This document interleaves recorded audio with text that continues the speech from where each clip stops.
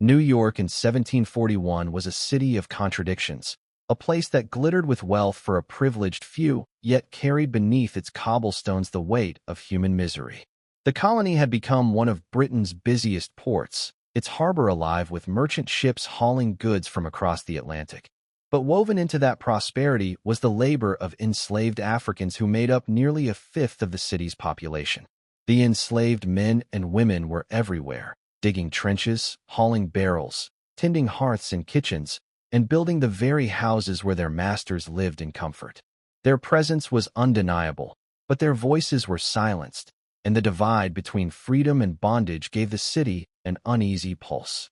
The war with Spain had just ended, and fear hung heavy in the air. Some enslaved people had fled to Spanish Florida, where freedom was promised to those who defected and bore arms against the English, and in New York this possibility festered like a wound. White New Yorkers, still shaken by recent military conflicts and the lingering memory of slave uprisings in the Caribbean, looked at their own enslaved population with suspicion, convinced that betrayal could be brewing in their kitchens, their barns, and their taverns. The wealthy elite, ensconced in their brick mansions and merchant offices, walked past the enslaved with an unspoken knowledge that without them, their city would grind to a halt. Yet at the same time, they feared those very hands that fueled their prosperity. The streets themselves reflected this tension. At one corner stood elegant churches and trading houses. At another, taverns and markets where the enslaved mingled with poor whites and whispered their frustrations in voices low enough not to be heard by the wrong ears. A hierarchy of class and race pressed down on everyone. The poor whites, resentful of their own struggles, sometimes drank and laughed alongside enslaved Africans, bound together by poverty but divided by color, both groups scorned by the wealthy. In the shadows, however, seeds of solidarity were sown, and the fear that such alliances might spark revolt haunted the city's leaders. The newspapers of the time spoke of fires in other colonies, of rebellions abroad, of whispers that the enslaved were always plotting, waiting for their chance. In taverns lit by flickering candles, rumors stirred like smoke, rumors that would soon become the tinder for hysteria. This was the psychological landscape of New York in 1741, a place that was outwardly thriving but internally fragile, balanced precariously between wealth and ruin, trust and fear. To the enslaved, each day was a cycle of forced labor, humiliation, and dreams of escape, their humanity compressed by chains yet never extinguished. To the city's rulers, each day was a question of survival, not just from foreign threats, but from the specter of rebellion within their own households. It was a world where the clatter of horse hooves on stone could signal the arrival of goods at the port, or just as easily mask the movements of those plotting in silence. Every alley, every tavern, every kitchen carried with it the possibility of betrayal, and though no fire yet burned, the city was already smoldering beneath the surface. The tension was not just physical but psychological, a city on edge, its inhabitants, enslaved and free alike, trapped in roles that none of them had fully chosen. This was not a story of simple villains and victims, but of a society built on fear and control, where one spark could set everything ablaze. New York was prosperous, yes, but prosperity had been built upon a foundation as unstable as dry wood in summer. Palm Sunday had not yet come. The flames had not yet been lit. But in the whispers, the glances, and the simmering distrust that filled the streets, the outlines of the Forgotten Revolt were already beginning to take shape. The whispers began quietly, almost imperceptibly, as if carried on the smoky air of the taverns where enslaved men and poor laborers gathered after long days of toil. In the cramped corners of these dimly lit rooms, voices dropped to hushed tones, and glances darted nervously toward doors and windows. Here, in the hidden heart of New York, a conspiracy was said to be taking shape. Some claimed it started with a handful of enslaved men emboldened by stories of uprisings in the Caribbean, where flames had licked the night sky and masters had fallen to machetes. Others insisted that the idea came from white outcasts, sailors and drifters who had little to lose and everything to gain from chaos. Whether born of desperation or desperation mingled with rumor, the plan carried a terrifying clarity. On Palm Sunday, the enslaved of New York would rise together, torch the city, and strike at the very people who claimed to own their lives. The locations where these whispers spread were not grand halls, but kitchens, cellars, and waterfront taverns. In kitchens, enslaved cooks stood over pots and fires, trading words with one another while their masters feasted in adjoining rooms. In cellars, men hauling barrels paused in their labor to mutter about freedom in voices too low for overseers to hear. On the docks, blackened by tar and salt, sailors and enslaved dockhands drank together, binding their misery with liquor and talk of revenge. Even in the notorious tavern kept by John Hewson, a poor innkeeper with a reputation for harboring low company, enslaved men and poor whites sat together, plotting or perhaps only dreaming of a day when the balance of power might shift. These meeting points became nodes of suspicion, places where authorities later claimed the seeds of rebellion were sown. Yet in truth, whether the enslaved men planned a vast uprising or merely voiced their grievances in drunken conversations, history would record these whispers as a conspiracy of fire. The enslaved population lived lives stripped of dignity, forced to serve families who wielded absolute power over their bodies and futures. To plot, even in whispers, was an act of courage born of despair. For them, Palm Sunday was not simply a date in the church calendar, but an opportunity to strike at the very core of the society that held them captive. The symbolism of fire was no accident. Fire was the great equalizer. It consumed warehouses and mansions alike, leaving no distinction between merchant wealth and common poverty. To imagine New York in flames was to imagine the chains of slavery dissolving in smoke and ash. Yet in these visions of freedom lay the seeds of paranoia for the city's white leaders. Even the faintest rumor of fire felt like a blade pressed against their throats. At the same time, the city's elites, preoccupied with trade and politics, had little inkling of what may have been whispered beneath their feet. They dined in fine rooms while enslaved servants poured their wine, never considering that those same hands might one day strike the match. The contrast was stark, two worlds coexisting uneasily, each depending on the other, yet filled with resentment and suspicion. The enslaved looked upon their masters with eyes that had both suffering and fury, while the masters, though outwardly secure, carried an unspoken dread that one day the balance might tip. That dread would soon be realized, or perhaps manufactured, in the form of a conspiracy that authorities would insist was vast and deadly. As the story of the revolt took shape, it became more than whispers. It became an obsession, a narrative the city could not shake. Who was involved? How far had the plan spread? Were there dozens of conspirators, or hundreds? Did poor whites, too, dream of turning against the wealthy? No one could say for certain, yet each rumor gave birth to another, and in the minds of frightened citizens, a full-fledged rebellion loomed on the horizon. The enslaved had been pushed to the edge by endless servitude, and the elites were blind to the depth of their desperation. In that blindness, they allowed paranoia to grow unchecked, until even the smallest spark threatened to engulf the city in fire. The truth of what was said in those dim rooms and shadowed streets will likely never be fully known. What is known is that by the spring of 1741, New York was alive with suspicion, and the authorities would seize upon these whispers with a zeal that bordered on mania.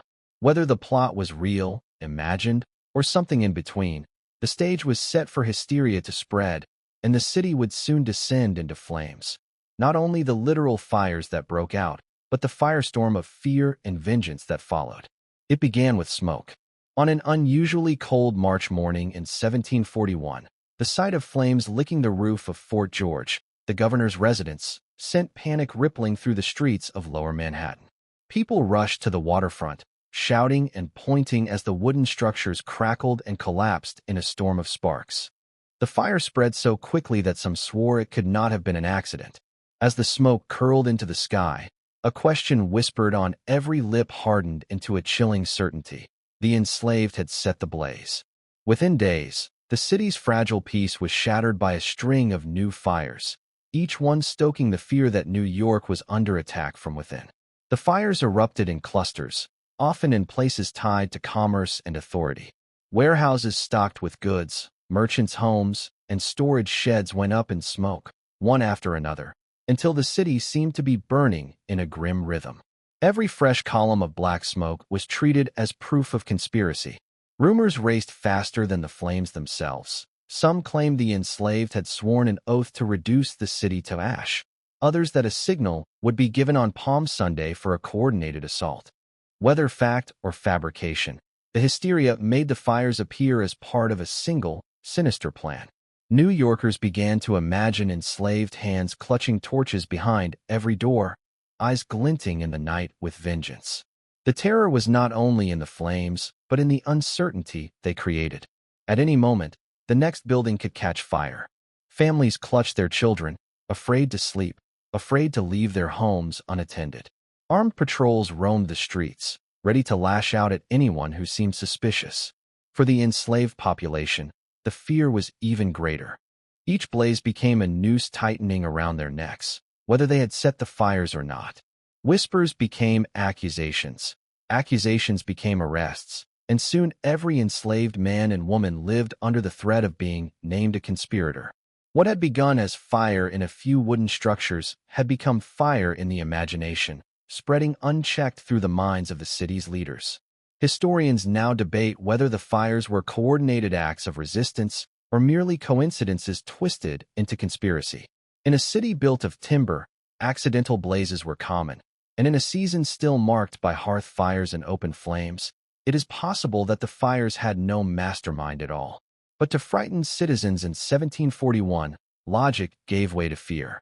Each blaze confirmed their darkest suspicions, feeding a hysteria that soon demanded blood. Fear clouded judgment, turning coincidence into evidence and rumor into fact. The city's leaders convinced themselves that they were staring down a full-scale insurrection, one that threatened not just property, but their very lives. As the smoke cleared from one fire, the smell of ash lingered in the streets, a constant reminder that the next inferno might already be waiting. New York had become a city gripped by paranoia, where even the glow of a hearth could stir panic. The people no longer asked if there was a conspiracy. They asked how large it was, how many were involved, and how soon it would consume them all. The stage was set for a campaign of investigations and punishments so sweeping that it would scar the city's history forever. The fires were real, but the greater blaze, the one that consumed reason and justice, was only just beginning. The first fires had terrified the city, but what followed in their wake was even darker, an obsession with finding culprits, no matter the cost. The city's leaders, already uneasy about the growing enslaved population and haunted by memories of slave uprisings in the Caribbean, seized upon the idea that New York was facing its own rebellion. Panic hardened into certainty, and certainty into vengeance. Within days, magistrates convened hearings, and the hunt for conspirators began. Those who were dragged before the court were not treated as individuals, but as symbols of a threat that white New Yorkers believed surrounded them. Every enslaved man or woman, every poor drifter, became a potential spark in a vast, imagined inferno. The machinery of fear needed voices to sustain it, and one voice rose above the rest. Mary Burton, a teenage indentured servant whose testimony would shape the fate of dozens. Pressured by authorities, and perhaps seeking her own escape from hardship, she named names. She claimed that enslaved men and poor whites gathered at John Hewson's tavern plotted to burn the city, kill their masters, and divide the spoils of freedom. With each retelling, her account grew more elaborate, weaving together a web of conspirators that stretched across the city. Her words became scripture to the frightened magistrates, who clung to her testimony as though it were truth carved in stone. In reality, Mary was a teenager cornered by adults, rewarded for each new name she uttered, her imagination shaped into evidence by those who wanted to believe. The trials themselves bore little resemblance to justice. Evidence was flimsy, often nothing more than rumor, coercion, or hearsay. Enslaved men were hauled before the court, interrogated, and pressed to confess. Some resisted, maintaining silence even as threats and punishments loomed over them. Others, under duress, named fellow slaves or poor whites in desperate bids to save themselves. Each confession, however unreliable, became fuel for the fire, feeding the narrative that the city was infested with traitors waiting to strike. The parallels to the Salem witch trials were chilling. Mass hysteria had taken hold, and the courtroom became less a place of law than a theater of fear, where panic dictated verdicts and guilt was assumed before words were spoken. The magistrates, emboldened by the growing list of supposed conspirators, pursued the trials with a zeal that bordered on frenzy. They believed themselves protectors of order, defenders of a fragile colony against an invisible enemy. Yet in their pursuit, they blurred the line between truth and paranoia, allowing fear to transform suspicion into certainty. Each day brought new accusations, new arrests, new faces dragged into the spotlight. The accused were shackled, humiliated, and paraded as proof of the conspiracy's reach. For enslaved families, the terror was inescapable. Fathers, brothers, and sons were plucked from their homes, accused on little more than a whispered word. For the poor whites who lived on society's margins, their poverty itself became grounds for suspicion, their friendship with the enslaved recast as evidence of treachery. The city itself seemed to watch the trials with a mix of dread and morbid fascination. Crowds gathered to hear rumors from the courtroom, eager for details of who had been named next. Fear became entertainment, and entertainment became complicity. The spectacle of justice unfolded not in pursuit of truth, but in service of reassurance, as the authorities promised that each new arrest brought the city closer to safety. But safety was an illusion. The more people were accused, the more citizens felt the conspiracy must be vast, stretching like shadowy fingers into every corner of their lives. By the spring of 1741, New York had transformed into a city under siege, not by fire, but by paranoia. The court became a crucible where fear consumed reason, and the lives of dozens were shattered by accusations that grew wilder with each passing day. In their desperate need to believe they were stamping out rebellion, the city's leaders created an inferno of injustice that would prove far more destructive than any fire set in its streets. The witch hunt had begun, and its flames would burn until blood was spilled in the name of order. The trials had fanned the flames of hysteria, but it was the executions that turned New York into a stage of horror. As verdicts rolled out in rapid succession, the city's leaders made certain that punishment would not only fall swiftly, but also with spectacle. They wanted terror to serve as a warning, a fire more enduring than the ones that had destroyed warehouses and homes. To the authorities, justice had to be visible, unforgettable, and merciless. And so, in the spring and summer of 1741, the public squares of New York became theaters of vengeance, where dozens of accused men, most of them enslaved, were led to the gallows or the pyres. The hangings began first. Wooden platforms were erected where the condemned, shackled and weary, were paraded before jeering crowds. The noose, coarse and unforgiving, swung over their heads as magistrates declared them traitors to the colony. For many, there was no confession, no final plea, only silence, or words drowned out by the roar of the spectators. Rope after rope tightened, and bodies swung against the sky, their deaths transformed into reassurance for the fearful elite. The authorities claimed that each execution cut deeper into the supposed conspiracy, but the more people were hanged, the more others were accused, until the cycle seemed endless. The city was drunk on its own terror, and executions became both ritual and entertainment. But hanging was not deemed sufficient for all. For those painted as ringleaders, punishment came in the form of fire.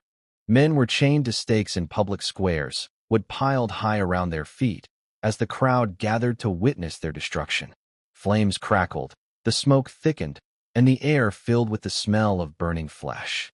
The condemned stood in silence or shouted defiance, their last words lost beneath the roar of fire and the cries of the onlookers.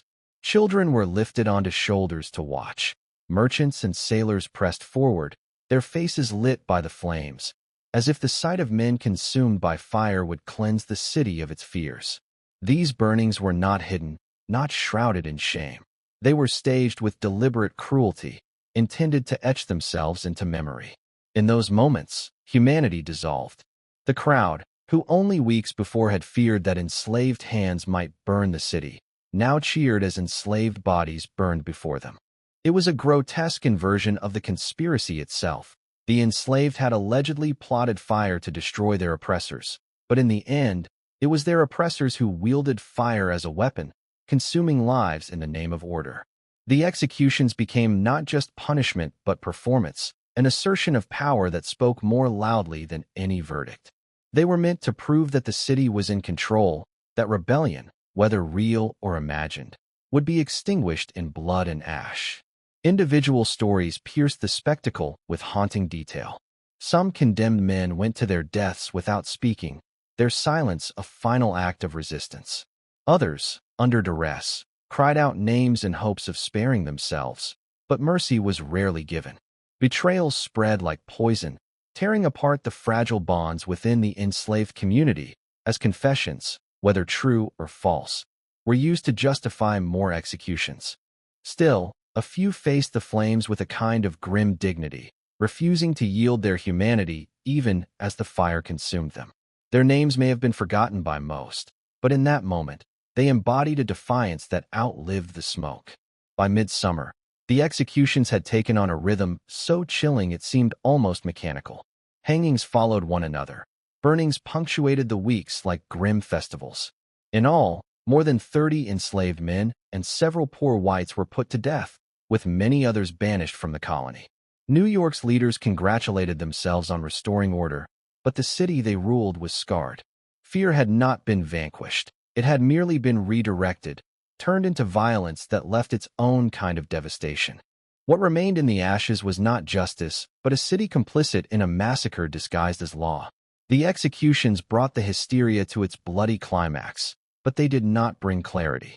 Instead, they left questions that smoldered beneath the surface, questions about guilt, truth, and the terrible cost of vengeance.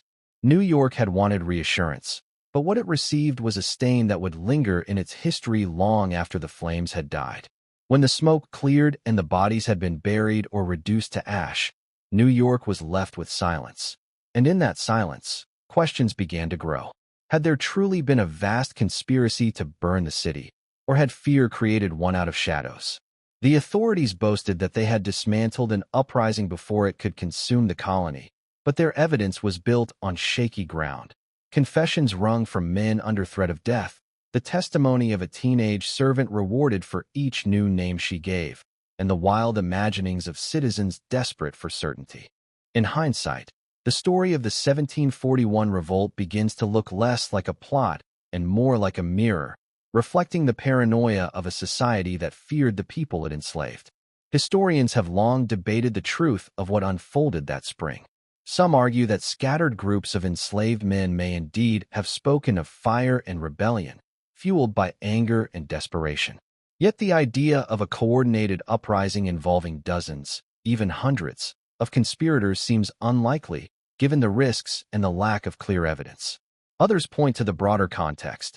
New York's leaders were already primed to see rebellion everywhere, having watched uprisings erupt in Jamaica and Stono, South Carolina. The memory of those bloody revolts haunted them, and in their fear they imagined that the same fate awaited them in their own streets. The fires that broke out across New York may have been accidental, a common hazard in a city of timber and open flames. But to frightened eyes, coincidence hardened into proof. The psychology of mass hysteria played a central role. When a community is gripped by fear, each rumor takes on the weight of truth. Each suspicion confirms what people already believe. In New York, the enslaved were not only laborers, but also constant reminders of vulnerability. They cooked the food, tended the children, and slept in the homes of those who owned them. And this proximity bred both dependence and terror. To white New Yorkers, the idea that these men and women might rise up was both unthinkable and inevitable, a nightmare lurking just beyond the threshold of their doors. When the fires began, paranoia exploded, and the city needed a story that explained the danger. The conspiracy became that story, convenient and terrifying, a way to channel fear into action. But beneath the veneer of justice, the trials and executions revealed a deeper truth, that the enslaved lived under constant suspicion, their humanity denied, their lives deemed expendable. Even if no conspiracy had existed, the accusations were enough to condemn them, for the authorities were not searching for truth. They were searching for reassurance, for a demonstration of control. In this way, the so-called Revolt of 1741 says less about the enslaved themselves and more about the society that enslaved them. It was a society so fragile, so fearful of the people it oppressed, that it turned against them at the first sign of fire. The tragedy lies not only in the deaths of those who were executed, but also in the erasure of their voices. We do not know what many of the accused thought or felt in their final moments, nor do we know the full extent of their hopes, fears, or anger. What we do know is that they were caught in a storm of paranoia larger than themselves, a storm that used them as scapegoats to soothe a terrified city. In the ashes of the fires, the truth remains elusive, obscured by hysteria and the deliberate silence of history. The story of 1741, then, becomes a haunting parable, a reminder of how easily fear can distort justice, how quickly suspicion can become certainty, and how devastating the consequences can be when a society chooses vengeance over truth. New York claimed it had saved itself from destruction, but what it had truly done was reveal the depth of its own fragility. The revolt may have been forgotten by many, but the doubts it left behind linger, whispering through history like embers that refuse to die. The executions ended, the courts fell silent, and life in New York appeared to return to its rhythms. But the scars of 1741 did not fade. The revolt, whether real or imagined, became a wound embedded in the city's memory, shaping laws, fears, and relationships for generations. In the months and years that followed, New York's rulers tightened their grip on the enslaved population, passing harsher restrictions that limited movement, gatherings, and even the ability to speak freely. What had begun as whispers of fire left behind a system of control more suffocating than before, as if the authorities believed they could legislate away the very possibility of rebellion. The enslaved, already bound in chains, found those chains drawn tighter, their lives further defined by suspicion and fear. The legacy of the trials also lived in the minds of those who survived them. Families of the condemned carried grief in silence, their memories buried beneath a city that did not care to remember their loss.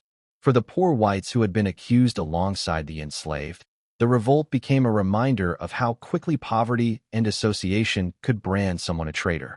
And for the wealthy, the events of 1741 hardened an unspoken truth, that their prosperity was built on an unstable foundation, one that could be shaken at any moment by the people whose labor sustained them. Fear of rebellion became a permanent undercurrent in colonial life, a shadow that stretched far beyond New York, echoing through every colony where slavery existed. In time, the story of the 1741 revolt slipped into obscurity, overshadowed by wars, revolutions, and the sweeping narratives of a young nation's birth. But for historians who sift through the records, the story offers a chilling window into the psychology of oppression.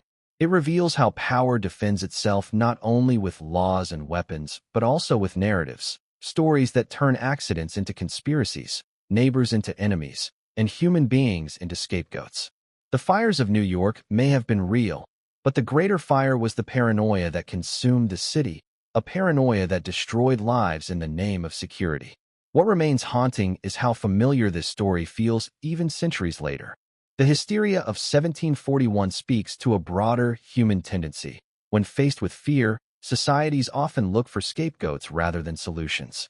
They punish the vulnerable instead of confronting their own fragility. The enslaved men who died on the gallows or in the flames may never have conspired to burn New York, but their deaths served a purpose for those in power. They were sacrifices to a system desperate to preserve itself. Sacrifices that revealed the cruelty at the heart of colonial life. Today, the Forgotten Revolt is rarely mentioned in classrooms or public memory, yet its echoes remain in the way we understand fear, justice, and the costs of silence. It is a reminder that history is not only written by the victors, but also by those who allow fear to become truth.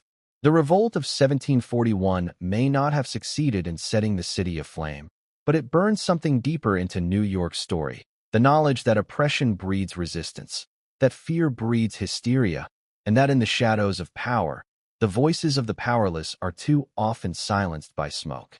To remember this forgotten chapter is to confront not only the cruelty of the past, but also the fragility of the structures we live within today. The flames may have died centuries ago, but the shadows they cast are long, and they still fall across us.